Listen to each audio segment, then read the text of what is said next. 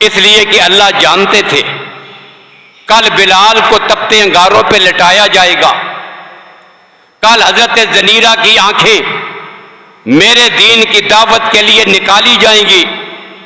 اللہ خوب جانتا تھا حضرت سمیہ کے جسم کے 2 ٹکڑے کیے جائیں گے۔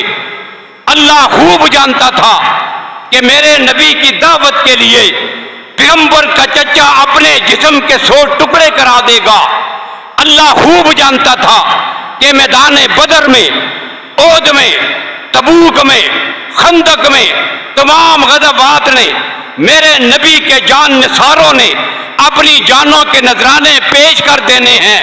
میرا اللہ خوب جانتا تھا کہ میرے نبی کے دین کے لیے اس کے جان نثاروں نے اپنے وطن کو قربان کر دینا ہے۔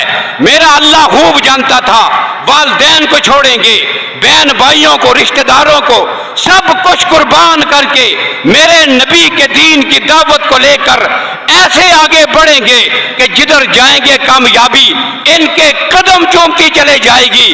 یہ سارا کچھ ہو سکتا تھا صرف ایک ہی جذبے کے تحت، اسی جذبے کو عشق مصطفیٰ کہتے ہیں۔